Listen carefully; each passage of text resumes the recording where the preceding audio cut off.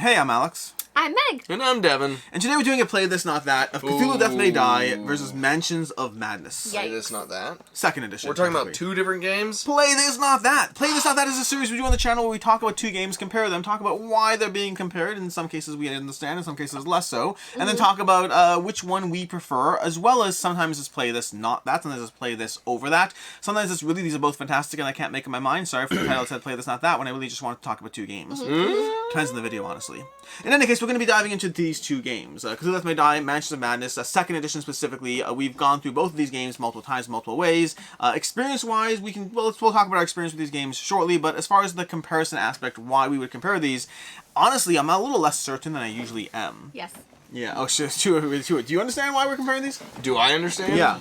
Oh, there we go. That works. Because now I can, like, keep it there and it's in frame. Yep. Oh, that looks good too. Me and Meg are getting better at this. Beautiful. It's We're beautiful. getting better at this. We're a little professional now. You're asking why these two games are compared. I'm going to assume because they are aggressively, like, in your face. Death and loss of the game is always on the doorstep, and then of course they are both connected through the Cthulhu or Lovecraftian theme. Yeah, past that, they both are arguably dungeon crawlers. I don't know if I 100% would apply that to Mansions of Madness, but it does have elements of it. There's a degree of exploration of tiles coming out. There's a degree of the monsters spawning and dealing with them. So I think it is dungeon crawler. Doesn't feel that way as much to me. They both have miniatures in them as far as the various Cthulhu-esque miniatures you'll be facing off against. You're handling investigators in both of them as you wander around the boards, trying to accomplish your goals, which are not simple, like just beat up and destroy everything, but they often are like, hey, here's something you're trying to do, and now you have to figure out how to do that thing. And so they have a degree of overlap, and I can find all the reasons on the surface level to compare them, but I actually don't feel that that's similar past surface level comparisons. I know you and I have talked about this already. At this point, you're like, well, why are you doing this video, Alex? And the answer is because so many people keep asking for this video. That's fair. Mansions of Madness versus Cthulhu Death May Die. At least three. At least three. And again, at surface level, I do understand the comparison. I do understand the comparison for that, and so we'll talk about it. We'll go through it. I think there is what to compare, but we'll go into it. As far as experience, I'll loosely go into my experience with both of these, understand my biases or whatnot, that I've played hours and hours and hours and hours of Cthulhu Death May Die. I have heavily dove into that game for quite some time. Mansions of Madness, I've played like 3 or 4 scenarios, so it's more limited in my experience of it, and I did specifically dive back into it for this video. So I've played it a while ago and dove back into it for the sake of this video. But as far as I think for both of you, where are you with these? Experience for me is my original experience with Mansions of Madness was about 3 or 4 years ago, and I went through the first scenario several times and just didn't have a good experience with it, and also felt a little frustrated by some of the mechanics of it, so I took a break from the last time I played it, and then I played it again recently just with the two of you to once again get myself refreshed and re-familiar with the game prior to this video. And then Cthulhu Death May Die I've played twice. I've played once over with Wes and Jesse at Quackalope. Off camera, it was not a recorded gameplay, it was just we wanted to play Cthulhu Death May Die, and I hadn't played it, Wes hadn't played it, so we jumped into it, and I really enjoyed it, and I reached out, and I was like, hey, I would love to try to cover this game, so I've got some of it at my house now, and I'm going to try to play some more of it. And then the second time I've played it was here with you guys just yesterday, or just today, and we played... Yesterday. It's 12/12. So late. What a troll. We played the new... upcoming Fear Into the Unknown, or Fear of the Unknown, and completely different scenario than the one that I played previously, and so I've played this twice and have played it both times recently enough to have a pretty good opinion of what I think about it. Yeah, for Mansions of Madness, I've definitely played it more. I want to say I'm playing around 6 to 7 scenarios. That being said, I've repeated scenarios, so I've just done it that many times. I guess now having played it with you guys, 7 to 8. I don't exactly remember. And then Cthulhu Death May Die, I really enjoyed and loved, but I didn't play it enough. I want to say I played chapters 1 and 2, and then played through 1 and 2 again, and then we played again today. Fair enough. Gotcha. And so as far as the starting baseline for comparison price, that one's actually a very easy one for these two. They have the exact exact same MSRP. Oh, really? Right now. Yeah, the exact same MSRP. I believe it's $110 and actually available for around $90. I think that's what it is, at least US, when I last checked these up. So I'm pretty sure with that, if not exact, they're comparable. So it's basically the same game. Now, they both, as far as expansion content, this one we're not heavily going to go into. We have played with expansion of both of these, but they are both very expandable in terms of what they bring to the table. They have a lot of depth to the amount of replay and different play that you can get. Mansions of Madness will give you a ton of expansions you can add that give you anything from more monsters, more cards, more abilities, more scenarios, as well as a ton of, you mentioned a lot of fan-made content and all that. And then Cthulhu Death May Die has the base game, it has a Season 2, it has a few small packs, it has Kickstarter exclusive content, and then now with Fear of the Unknown, it was recently on Season 3 Kickstarter. and Season 4. They have a whole lot more as well. So lots of expandability to these games. I think for the most part, while we have played expansion content, this comparison is focused on the general base games. I don't think the expansions heavily shift where we are on these, but we'll bring them up if or when relevant. Which brings us to the first question and point, which is starting off with you, Meg, I guess. Ease of learning and teach. Ease of learning and teach. I would say Mansions of Madness is definitely much easier to learn. That being said, I am an Arkham Horror fan. I started with Arkham Horror, and within that world, especially specifically with Fantasy Flight, they have a group of titles that they call the Arkham Files. And within the Arkham Files, there's a lot like the Arkham Horror LCG, Arkham Horror, Eldritch Horror, Mansions of Madness, Final Hour, maybe a few others I'm forgetting, but they all sort of fit into each other really well. There are similar things like clue tokens and the elder signs, things like that, that it feels very reminiscent, that even if you're learning a new game, you can feel the vibe of it, that you feel like you can fall into it really well. Also, Mansions of Madness has an app that will run it for you. So some of it is run through the app, other things you'll have to do yourselves, but otherwise your actions are very basic. Cthulhu Death May Die, I think, is still very accessible. I would say, for me, is easy to learn, but that being said, there is no app walking you through it. You're running everything yourself, especially the monsters and what happens.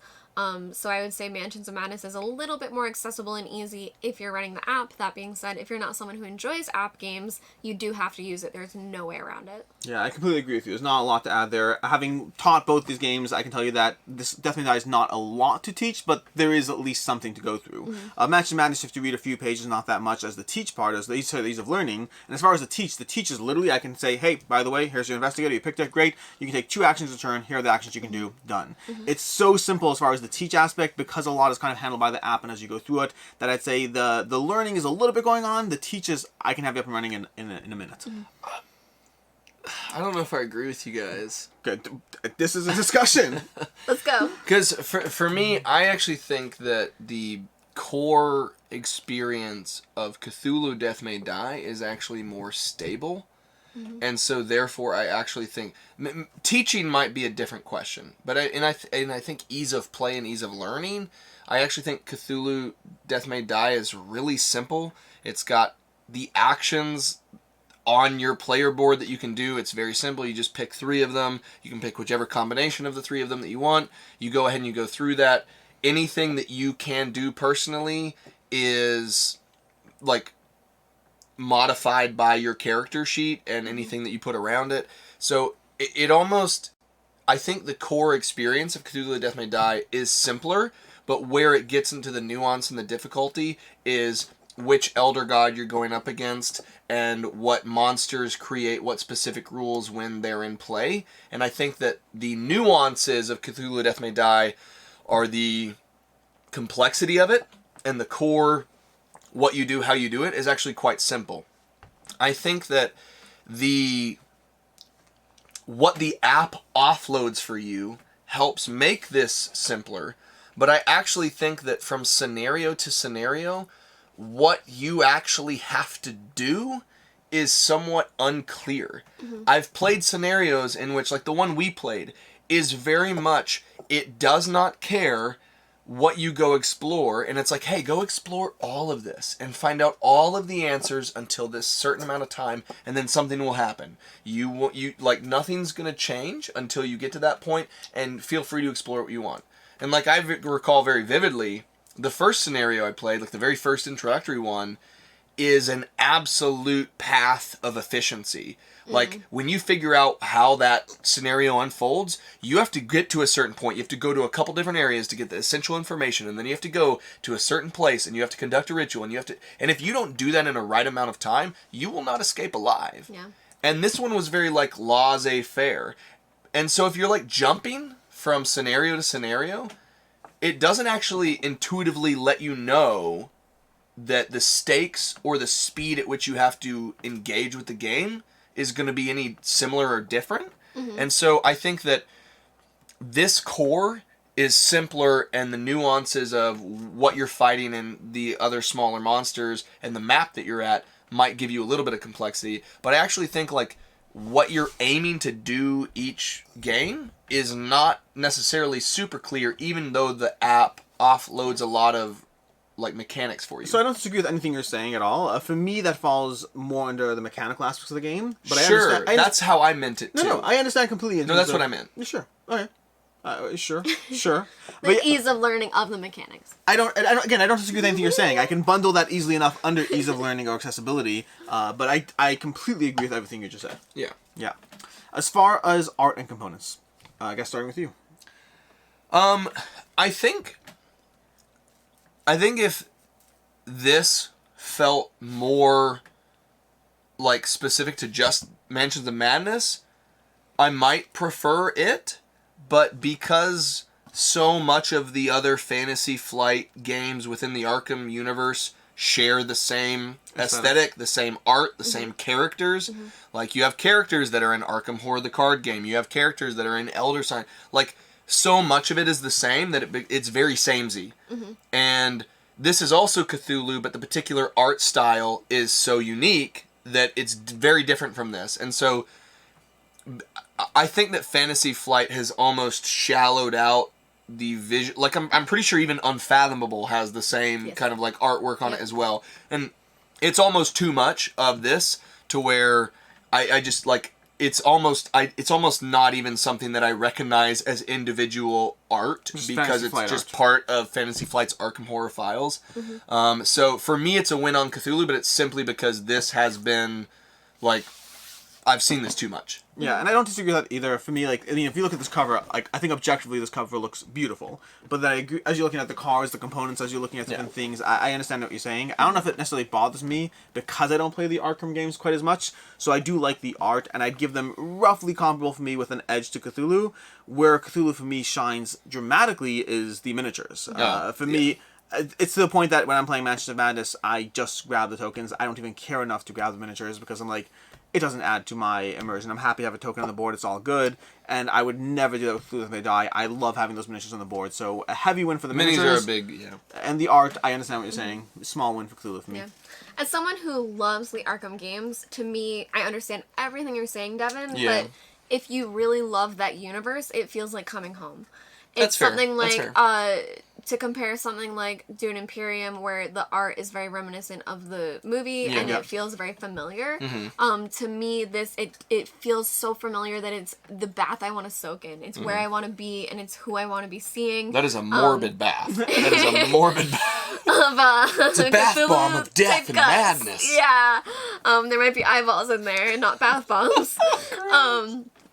Yeah, to me, I completely understand that it is very reused. They're very, even in any of the Arkham games, it's very reminiscent of all of the other Arkham games. But that being said, I think that is part of the accessibility if you do enjoy these games. And I think if you aren't familiar with the games, it's new and fresh to you. But if it's not, if you are someone that loves it, it's almost... It really is familiar. Yeah, it's very nice. I do enjoy seeing it. I could definitely see if you love a lot of the other ones or you're familiar with any of them, that coming to another one, even if it's a different game, it lets you like, oh, it doesn't feel too strange to me because like I know this. Yeah, like if they looked different, I'm not sure how I could picture them looking. Like it's almost like I feel a complete random tangent, but like when Garpla Games took Raiders of Scythia and they kind of branched away from their whole Raiders line, the way they were going with that whole line, it felt like a completely different art style that to me threw me out because I liked the art style original. But then many others were like, oh, something new, something fresh. And so you have both I those didn't mindsets. mind it in Hadrian's Wall because it's such a different game. But Raiders of Scythia, because it comes pretty much directly from Raiders on the North Sea with its expansions, I did not like it. Even though it's objectively it really totally bothered good. me. So I totally understand what you're saying. Yeah. I think it comes down to where you're coming into those genres and whatnot. For theme, I'll tackle this one starting off, which is theme for the most part is really I mean, the same. That's part of the reason they're comparable. But Where this I will, one's like Lovecraftian, and this one's Cthulhu, and yeah, where I will say there's a slight difference thematically The Elder is Gods are coming for you. Mansions of Madness falls more into your typical Arkham style game where it's a little bit more exploratory, it's a little bit more investigative. You're not like these massive like destroying of evil and all that. There's fights, there's conflict and all that, but it's a lot of it's focused on the investigative, on clues and things like that. Versus the pitch line of Cthulhu Death May Die is this is a game where you have Cthulhu and you get to punch him in the face. So there is a slight thematic approach to the genre, which as someone who likes punching bad Faces. guys, I just like I do find this to be I find it more satisfying thematically to shoot down a bunch of elder gods than to like gather a few clue tokens and occasionally engage in combat. So it is a little bit more mechanics driven, but it is a thematic adjustment as well. theme for me is so interesting because they are both Lovecraftian horror. They're both Cthulhu, but this is very much like superhero genre. It's, yes, you have investigators, but these protagonists, they're going up against all these monsters, and it's this, like, larger-than-life fight. And this is very much like police procedural, mixed with, like, a little bit of, you know, CW Supernatural. And so you've got, like, you know, you've got the brothers, and they're exploring and figuring out stuff, and they're dealing with weird monsters and ghosts and all of that kind of stuff. They're dealing with the supernatural here, and it does have a Lovecraftian flavor to it, but this is, like, kind of more down-to-earth. You know, like, really to me, like, Blue Bloods meets Supernatural or something, and maybe a little bit of Buffy the Vampire Slayer as well. And then this is much more like superhero genre, where you're like, I'm gonna beat up a big frog. That's very much like Buffy. Are you kidding? I feel like this year Buffy, and you were gonna kill everyone. Buffy is that's a little all. more violent. Buffy is a little. She's not wrong. Guys, yeah, you're right. Yeah. Buffy's great. I'm gonna stop talking.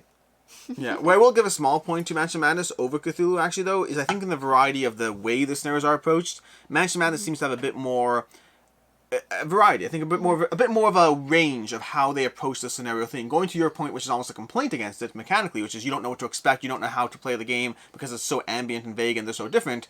The plus side of that is there is. Like, again, like, even just the two most recent scenarios we played, there's, like, you know, desperately running through to complete a goal while monsters flutter out from every door, and then there's dinner party and horror and figuring things out. It is a wide disparity, which can be confusing from an approachable aspect, but gives you variety to the experience. Theme for you? Yeah, theme for me, I think that it's very strong in both. Both of them feel very much in the Lovecraft world, and very much like the elder ones are overwhelming and coming to get you. I think that the thing I appreciate for Mansions of Madness over Cthulhu Death May Die is that in Death May Die, you are fighting these monsters, and the monsters are always going to be coming at you. In Mansions of Madness, it is a little bit of figuring out exactly what is happening, and with something where it's that elder thing of something spooky happening and causing these things to be going on, it kind of adds that extra puzzle of what could be causing this, and it's not always just something that's big to fight and have hit points, but it could be this sinister plot that is even infecting humans that are in the world, and those humans are causing different things to be happening. Yeah.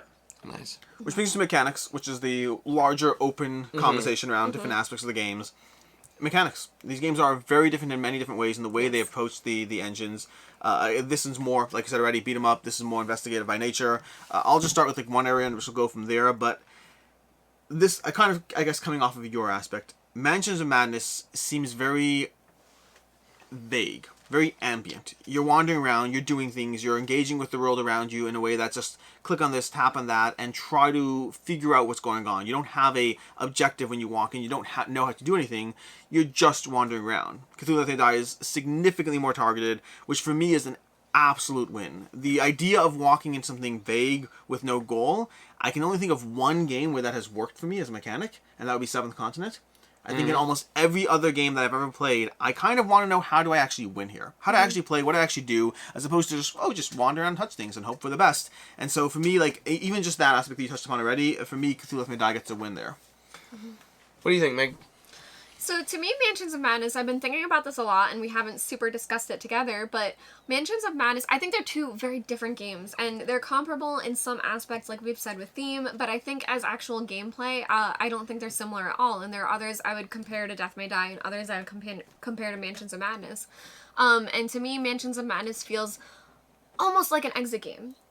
it feels like a puzzle, and there are even puzzles within it that you need to complete, and it feels like you are living through a story where you're trying to figure out what happens. I think I've played a few more scenarios than you guys, but there's a very fun Innsmouth one where I really enjoy what happens. I don't want to spoil or anything, but I think that what may frustrate you is finding that puzzle of things, but to me it does feel like an exit game where you're trying to live through an experience, and it's almost more of an experience type game, where this is much more of a battler game where you are fighting baddies, you are taking them out, you're feeling very powerful, but you are fighting monsters. I don't know if there's much else to this game that you're trying to do. There are different objectives and things that you do, but you are always fighting monsters. There will always be monsters on the board, and you always have to be at least mitigating or handling that aspect.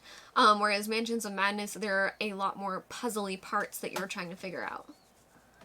Yeah, I think that one way that you described it for me last night was that this experience feels very detached. And I think that for me, too much of my Mansions of Madness experience is, number one, updating a physical board based off of things. Like, we would go into a new room and we would have a paragraph of text. Mm-hmm. And then longer than the paragraph of text is place this explore token as indicated, place this search token as indicated, place this explore token as indicated, place this person as indicated.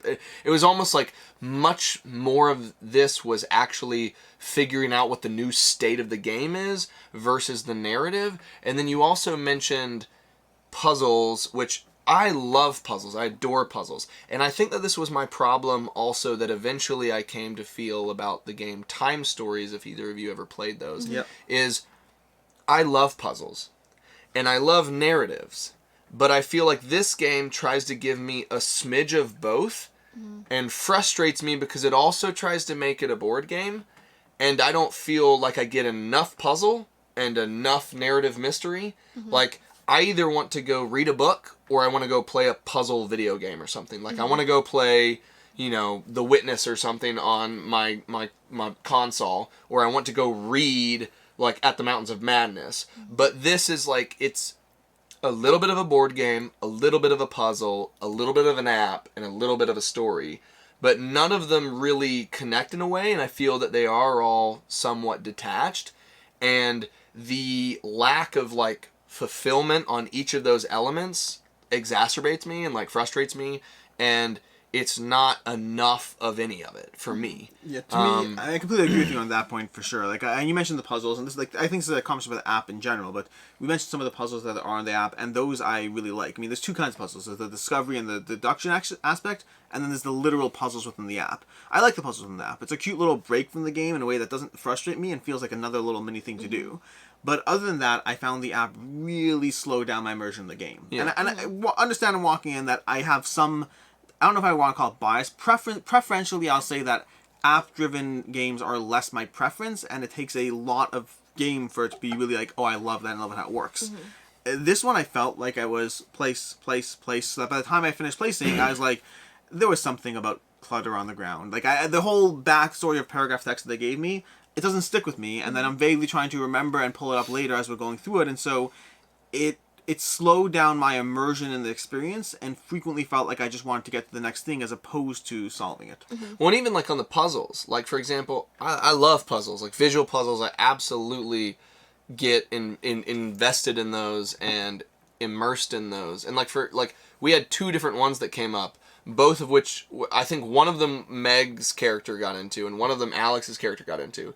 I think when you were opening up the case for the book. I think you were the one that opened up the case for the book. Well, yeah. And like we got to the puzzle and we figured out how to solve it, but we didn't have enough moves to solve it. And so it's like, oh, we solved part of it. And I'm personally, like, once we start that, I don't care about anything else. I want to finish that. Right. But I'm like, oh, I have to wait 8 minutes for the other two characters to go, for us to get that back to that investigator, for them to take their role, to see how many moves we can get, to do the puzzle. And that just bothers me. And there's so many ways in which it has really cool elements, and I don't get to engage with each of them in the way that I want to. And for me, what Cthulhu Death May Die does, and going kind of similar to what you do, it is a very direct understanding of what my goals are, what my ability to, like, help. Like, when we were playing the game, or the scenario earlier, I knew from the very beginning of the game what we needed to do. I also knew from the very beginning of the game the unique way in which my player could help the rest of the team. To Cthulhu Death May Die. I knew exactly how my character could help the rest of the team. And the way my character could do it was different from everybody else's. And the way her character could do it was different from everybody else's. And it was so much fun to explore that. And I also, there's a whole nother mechanic that I haven't even talked about yet in Cthulhu Death May Die that I love. Is it the madness track? It is. It's the insanity track. Absolutely the insanity track. I haven't even got to that yet. I adore that. I am mad about the madness track. But I really, really, really like that I know what I'm doing. And I don't know what the hell I'm doing in this. Because my character is barely different from your guys' character. Oh, I was about to get to that. And it's really only actually the items that you get that make you different, which you have to get along the way. So I have no certainty of how I'm going to contribute that's any different from you guys. And then also because I don't know clearly what the objective is, I don't know how I'm helping. I don't know what I'm trying to do. I'm going around, but I'm going around in a fragmented, slow way that doesn't allow me to actually feel like I'm making progress. Like when I have to go into a room and I talk to someone and then I get half of a conversation and then I already know 15 minutes ahead of time that my next turn is to simply talk to the same person again.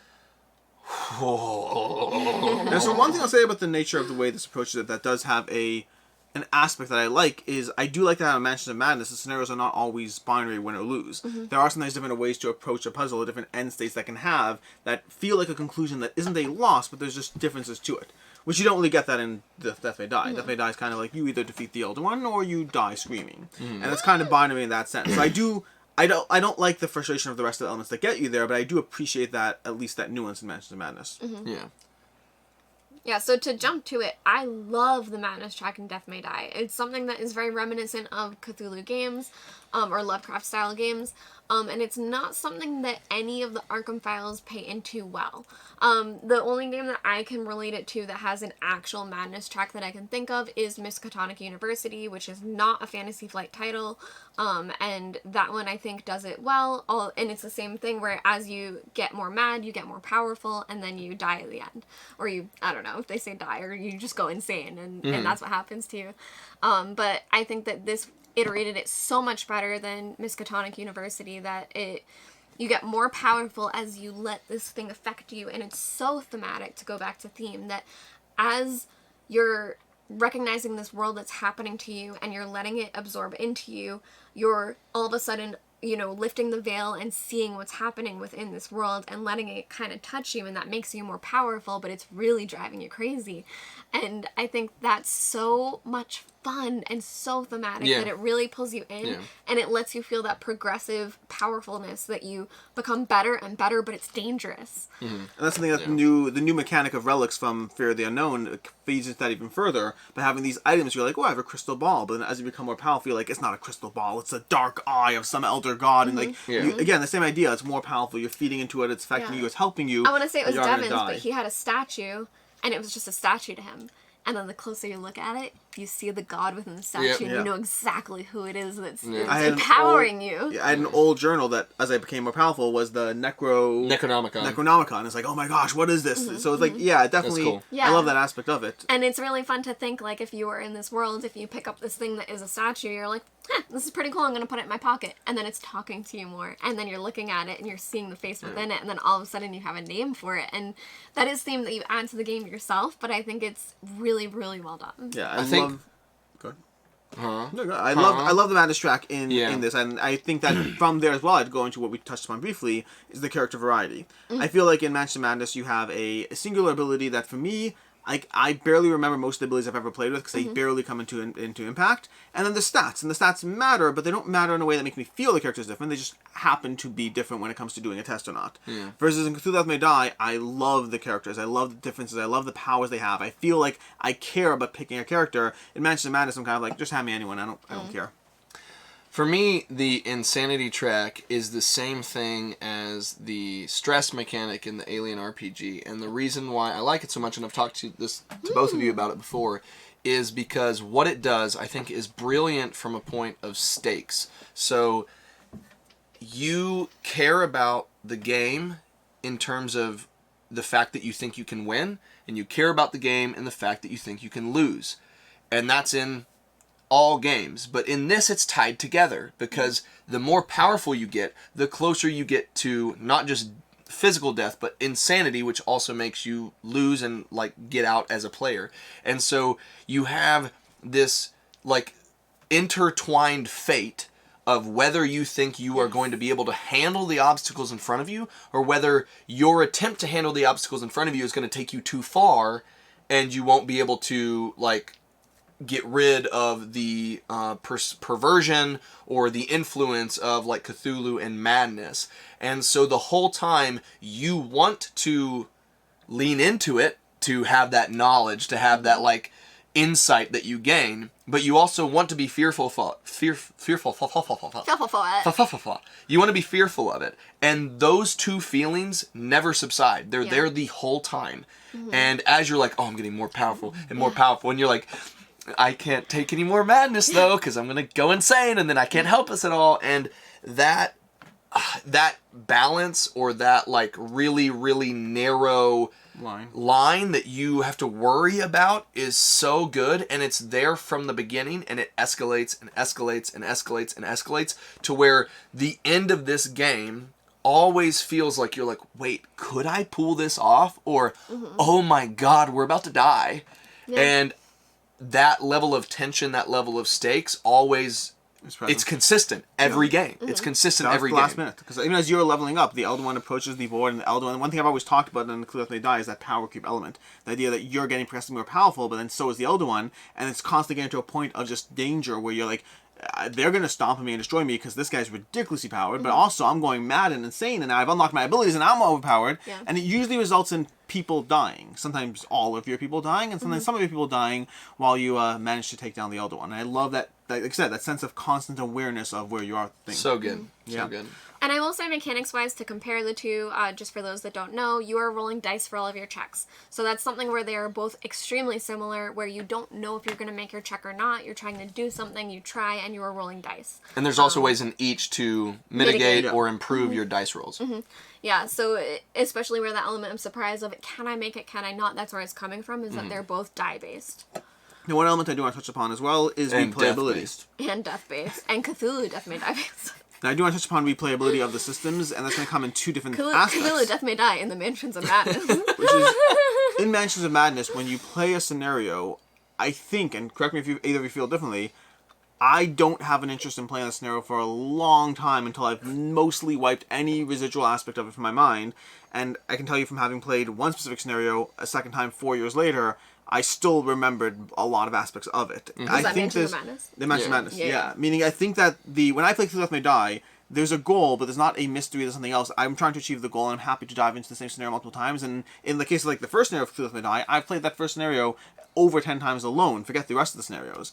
In the case of Mansions of Madness, I am less inclined to play the same scenario again, because I feel that there are some elements that are replayable. There's some checks and skills and attacks and different options. I'm going to attack that, bar that door, different things you could do.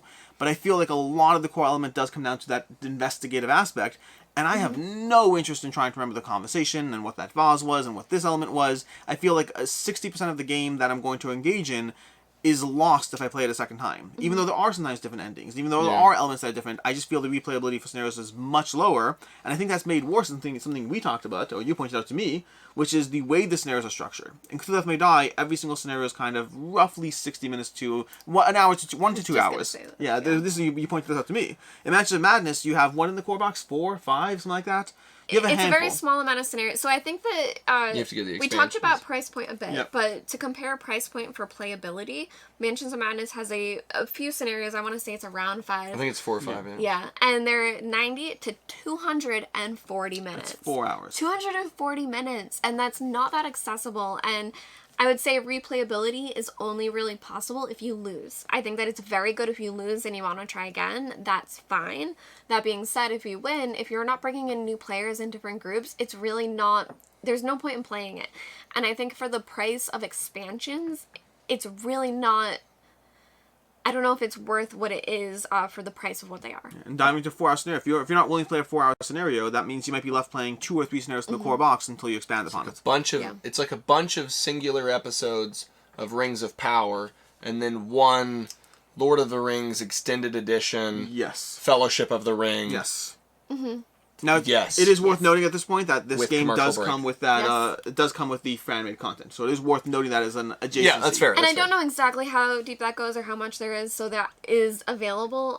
But I haven't, even as someone who has played Mansions of Madness and explored it, I haven't explored that aspect. So Yeah. it is possible, but I can't speak to it really. Any other elements to touch upon? I would say just with what you were saying with playability, I think that really does relate that Mansions of Madness is very much like an escape game. It's very much like you're playing through the puzzle. And I do want to say, comparing these two, I don't really see them as comparable. That being said, if it's a play this, not that, for Mansions of Madness and Fantasy Flight, I would suggest other Cthulhu-based titles over Mansions of Madness if you're interested in this genre. Arkham Horror, the Interesting. card Like game. what? Arkham Horror, the LCG. What's that? This is actually, my shirt is actually for Arkham Horror 2nd Edition. That's the gotcha. one that has my heart. And I would highly recommend it, but it is out of print. It's not accessible. It's not affordable. You're not going to have an easy time finding it. I don't love Arkham Horror 3rd Edition. That being said, I haven't played enough of Eldritch Horror. A lot of people do love it. I didn't love the base game compared to Arkham Horror. But I believe the expansions fix that. I would say my favorites of these types of games would be Arkham Horror, the LCG, and goodness, now and Unfathomable. Unfathomable, I think, was fun. I think that that's a similar experience, or not a similar experience, but it's a similar world, and I think it's a fun experience. I believe it's a reskin of the Battlestar Galactica game. Yep. That one I did really enjoy. That one I had a great time with, but it takes a higher player count, which is harder. So I guess that brings us to Play This Not That within these two. And for me, I'll also start someone off with I don't think it's a surprise if you've watched my channel. I love Cthulhu Death May Die. It's been one of my favorite games for a long time. I think the part that might be a surprise is that most of the time when I do a Play This Not That, it's I love two games and I'm picking one that I like more than the other. In this case, I do not like Mansions of Madness. Straight up do not like it. I do not enjoy the experience. I do not enjoy the investment. I enjoy aspects of the experience. Do you like green eggs and ham? I like green eggs and ham. But the aspect, the time it takes and the immersion and the type of experience it provides versus the time it takes, I find it accessible, but not something I'm interested in spending my time on. I adore Cthulhu Death May Die. I love this. Everything you talked about, it's a type of game I'm looking for. Versus, I agree with you. If you're looking for this type of experience, I get the Mansion of Madness type of experience more from Arkham Horror, the card game, which I think is fantastic and leans more into the genre. For me, the way the app paces things out, the way like the fragmented experience was trying to be an app, a game, a story, and a mystery all at the same time, it's more than that. It's more than for me picking one or the other. I actively do not enjoy my time with Mansions of Madness. I'm going to go next so that you can recover. Or salvage. I got thoughts. Salvage it. I wholeheartedly dislike Mansions of Madness. And I have felt that way for a while. And I was like, you know what? I was like, it's been years. I was like, I'm going to give it another chance. And I wasn't like, I'm going to go confirm my bias. I really wasn't trying to be that way. You did try. Like, I genuinely wanted to see if I was wrong. And it almost made it worse for me. Like, I had such a bad experience getting back into this that I was like, I can count on one hand the amount of times in which I have actively wanted to leave and left a gaming encounter. And like yesterday I was like, I don't want to play any more of this. I was like, I love you guys to death. I love spending time with you. I was like, I would rather go to bed than continue this game with people that I love to play games with. I was like, I genuinely do not want to be here. I'm not happy about this. I was like, I would like to leave. And that's not really trying to like trash on this game. As they've mentioned, there are iterations, there are implementations of the Arkham Horror files within Fantasy Flight that I do like. I like Arkham Horror, the card game. I like Elder Sign. I think there are ways in which the Arkham universe is done well. This is everything it tries to do. I do not like how it decided to do it. And this feels so like when we finished this game today, we literally high-fived around the table. It felt so good. It felt so memorable. Half of us died by the end of it, and we did not care. The other 2 of us that were still alive were so close to death it wasn't even funny. I had a dog. Meg had a dog. I had a dog. You interacted with dogs both times. You've had a lot of dog interaction. But it's just everything about this play experience, which mirrors the first time I played it, was consistently fun. The first time I lost, this time we won. I do not care what I did. I was not unhappy either way. I was happy to play it. The mechanics suit more towards what I want. Everything about it works here. And this, like, I was actually disappointed in how bad I felt, because I felt like I ruined the rest of the experience for the 2 of them, because I genuinely do not like leaving a game. And I was like, for the first time ever, I was like, math computing, me no spend time here, me spend time elsewhere. And that's rare for me, but play other games in this universe, don't play this game. Play Cthulhu Death May Die and other titles here. I feel bad. I feel like I'm not normally like, don't touch this, but I do feel bad about it. And I wanted to say that first so that you could lift it up a bit. And I think that's fair. I think for the price point, that's totally fair. I think that's one of the things to really consider is that, you know, for the miniatures difference in quality, I think that's a fair assessment. I think if this was a cheaper price point, it might be more forgivable. And if it was a quicker playthrough, it might be more forgivable. Oh my gosh. So for me, I would pick Cthulhu Death May Die. As someone who will defend Mansions of Madness, I would still pick this one over the other one. It was more fun. Like you said, we high-fived each other. We were so excited and having so much fun. And I think on top of that, we were more invested in other players' turns. Yes. We were watching everyone else's turns, seeing how they would do, worried about them and concerned when they would take damage and things like that. That it was just so much more engaging. That this is such a well done game. Like, shout out, like it was great. Come on, you're killing it with your Cthulhu titles. That being said, for Mansions of Madness, I enjoy the experience. If you already have the game, playing through the experiences, I would have played the whole night. And I am someone who will play through an entire game no matter how long it takes. And that takes a certain type of person. So I do very much enjoy it. And that being said, one of the scenarios I talked about that you guys don't have experience with, I did really enjoy it, and I thought it was very unique how they did it. That being said, I would play this, and comparing that to other Arkham files is one thing, or other Arkham titles. Also, for an app-based game where you're exploring different tiles, this is a cooperative version, but I would compare it to something like Destiny's. I feel like it was very similar to Destiny's, where you're uncovering different tiles and you're placing different people and things are happening. Like you were saying, place this and that, and I feel like Destiny's does have that same experience. It does. But it is a bit better. So I think that, again, like, this is an older game. It suffers a bit from the age that it's at, and it was made at a certain time where there was only so much available and so much innovation that I think that Destiny's is almost a brainchild of this, that it took a lot of things from Mansions of Madness and made it better, made it competitive. And I think if you are more pulled toward Mansions of Madness, I would look toward either better Arkham games, if that's what pulls you in, or if it's the app-driven experience, I would look into something like Destiny's. Nice. Yeah. Yeah, and it's worth noting, by the way, it's worth noting just to have that alternate opinion, since we all lean this way, although a good defense of Mansions at the same time. It's worth noting this is a well-rated, well-defended game. This is our opinion. We all have a different I've been degrees. objectively told I'm wrong about this. Oh, no, I've been objectively told I'm wrong. I understand. I'm right there with you. Like, I don't feel as strong. I think I'm like one step more positive than you, but I just don't like it. But there are a lot of people who love it. There are a lot of people who have played both that will pick this. Factor those opinions in as well, just because of how...